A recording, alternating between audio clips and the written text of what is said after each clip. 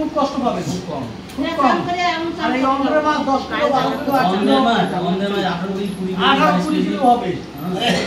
হ্যাঁ এটা একটা মাছ দেখেছিলাম কাতলা 28 কেজি হলো ওই তো অন্ধ্রের মাছ আর তেল মিলাই পড়া এর যা তেল হবে না মাছে খাইতে পারবে না তেলের জন্য। হ্যাঁ বিলাসপুরে মাছ কাতলা তেল হবে না। না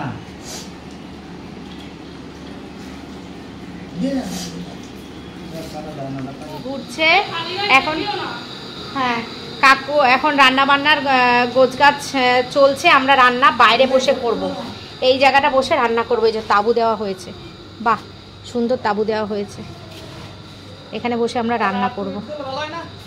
দেখো খুব ব্যস্ত কাকু, যতক্ষণ না পর্যন্ত রান্নাটা হবে ততক্ষণ পর্যন্ত ব্যস্ত। আর ও যে ওই কাকু হচ্ছে সুমির বাবা, সুমির 2 বাবা এখানে, একটা নিজের বাবা একটা শ্বশুর বাবা, দুটোই নিজের বাবা, একটা শ্বশুর বাবা একটা নিজের বাবা।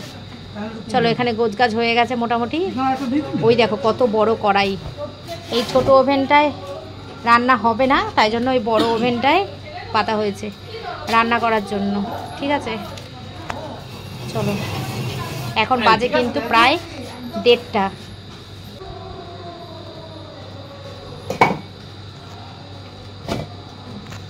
আর এদিকে দেখো আমি দাঁড়িয়ে আছি, এসে চেঞ্জ করে নিয়েছি, নাইটি পরে নিয়েছি, যা গরম লাগছে, নাইটি না পরলে কোনো কাজ করতে পারবো না, সেই জন্য নাইটি পরে নিয়েছি। তো রান্না এক্ষুনি বসবে, কিছুটা রান্না হয়ে যাক, তারপরে আমরা দুপুরবেলা খাওয়া দাওয়া করবো, তারপরে আবার রান্না করব। আর ওদিকে আমের চাটনিটা হয়ে গেছে, আমের চাটনিটা হয়ে গেছে, এখন পাঁপড় ভাজবো, ভেজে তারপরে রান্নাগুলো বসিয়ে দেবো, পরপর পরপর হয়ে যাবে। বড় গ্যাস, সব গোছানো হয়ে গেছে, রান্না করতে সময় লাগবে না, হয়ে যাবে রান্না এক্ষুনি।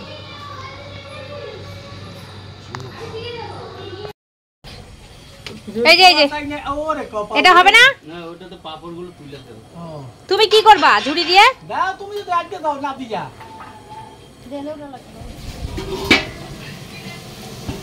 সাথে সাথে তুলতে হবে কাকু, সাথে সাথে তুলতে হবে। জল ছিল জল ছিল, জল তো থাকবে, তুলে না তুলে না।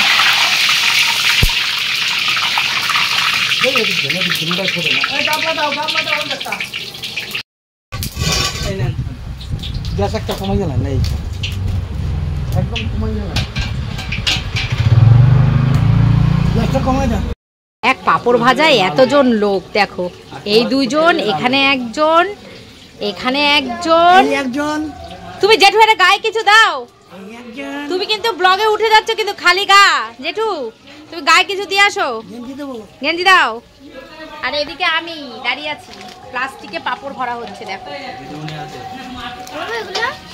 হ্যাঁ দে দিয়ে দে।